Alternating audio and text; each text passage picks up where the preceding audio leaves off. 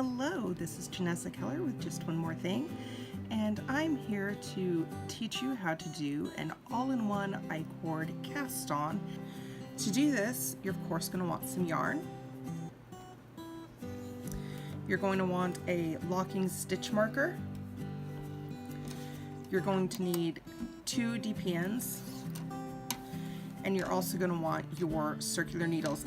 So let's get started. You want to start with, in the pattern I call for a provisional cast on.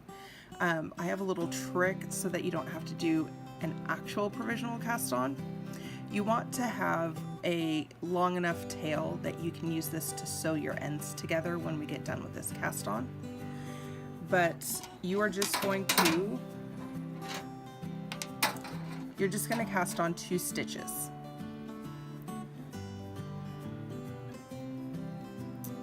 Like that, 1, 2. Now you could do that provisionally, which again is what I call for in the pattern. However, it's a little cumbersome to do that with only 2 stitches. So I use the locking stitch marker and I just thread it through those 2 stitches in order to keep them live and easy to pick up for later. I also do that a lot with tab cast-ons, garter tab and I-cord tab cast-ons that need to be done for shawls. That's a handy little trick if you ever have to cast on stitches provisionally that you're going to graft together later. That makes it much easier if you're only working with like 2 or 3 stitches. Okay, so now we're just going to knit a plain round of I-cord, and with just 2 stitches this goes super fast. Maybe.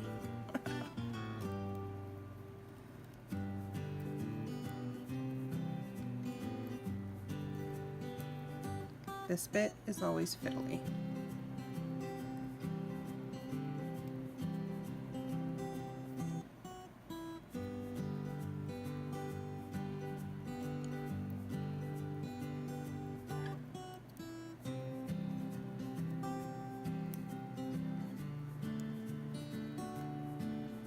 As some of you will know from previous tutorials, I'm not naturally a right-handed knitter. I usually knit from the left to the right, so that's why it may look a little bit awkward to you while I'm doing this. It's not my natural way of knitting. Okay, now we've moved those stitches back to our left-hand needle. Yarn is coming from that back stitch to work an I-cord. Whoops, this is what I want. I'm working yarn. Okay. Now we're going to go ahead and cast on our first stitch, and that is simply yarning over with our right hand needle. Create that yarn over, and you want to keep it a little bit tight for this first stitch, and then you're going to knit your 2 I-cord stitches.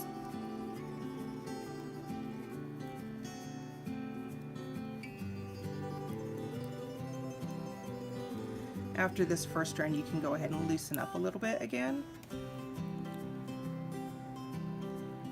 But for this first one, you want to keep it kind of tight just so you have a neat edge to work with later on. Now, we don't want to go back around with our needle like we have been doing, because we want to keep this cast on stitch on our right hand needle. So we're just going to slip the 2 I-cord stitches back to our left hand needle. And we're ready to repeat. We yarn over and we knit our 2 I-cord stitches.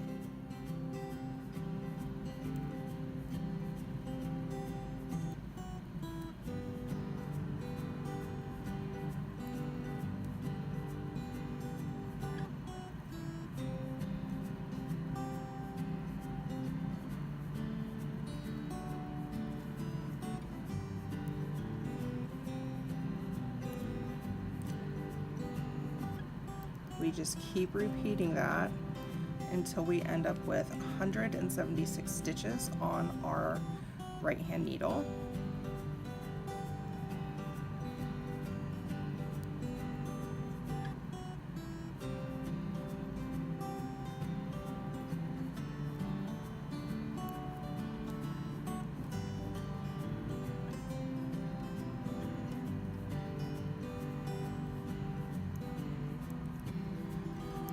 couple more just to show you.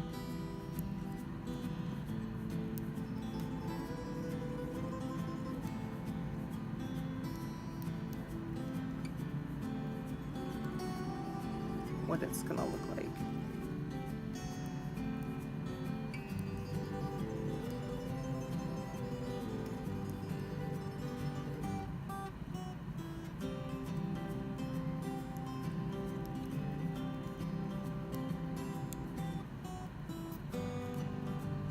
So as you can see, the I-cord is working along here on the bottom edge, and then your live stitches are coming up out of that.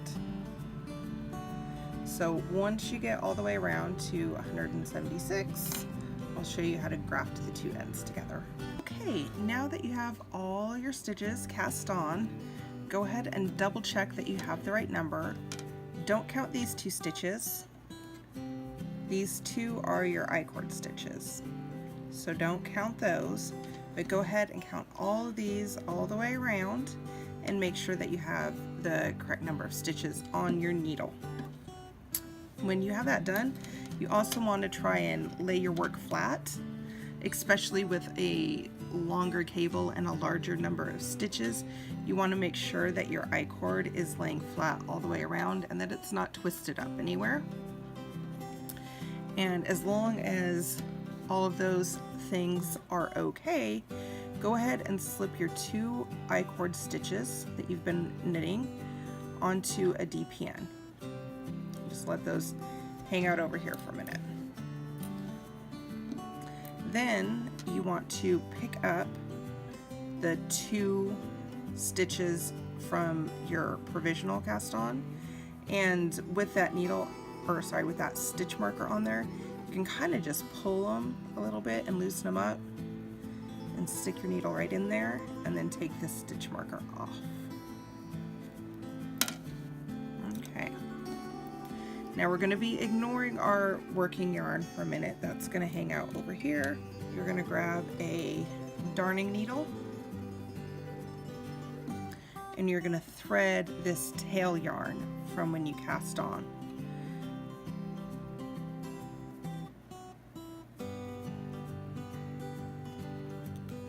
Now this gets a little fiddly because you are working with the circular needles, and you kind of want to ignore the needles and just work off the DPNs. You also want to make sure that you're not twisting anything. So I suggest, if you're able, to kind of pull your working stitches, your cast on stitches, down as far onto the cable needle as possible, so that maybe those working needles will just kind of hang out. We want to hold our DPNs together. Like I said, this does get super fiddly.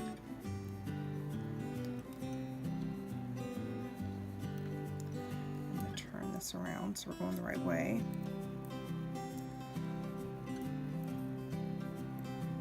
Find that tail yarn. There we go. So you want to make sure that the wrong sides of your I-cord are facing each other when you do this, in order for the grafting to work properly.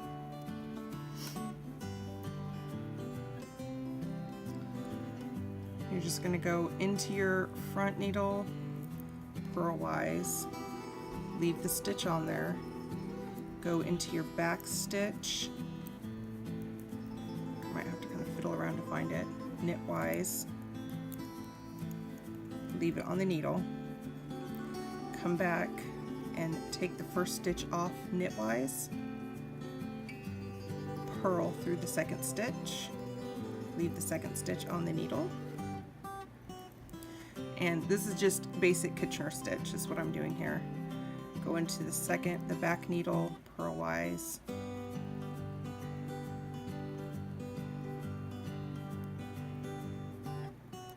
go into the second stitch on the back needle knitwise, leave it on the needle.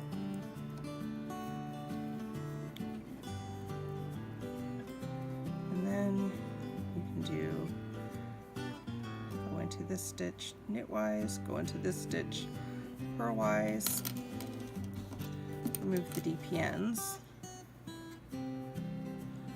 pull that nice and tight, and while you're here you might as well just go ahead and weave this end in. You've got it on the needle and everything, so just I kind of take it through the I-cord stitches and just run it along in there to kind of hide the end, and then I can, after I block, I can cut that end off. And that is how you do the all-in-one I-cord cast on and get ready to join in the round. Make sure you place a marker, because there is really no easy way to tell the beginning of your round after you've done this. So I like to go ahead and mark it. And then you are ready to knit. Thanks for watching. I hope you enjoy knitting the A Cowl Grows in Brooklyn pattern. If you have any questions, please feel free to comment. If you found this tutorial helpful, please give it a thumbs up and share it with your friends. Bye!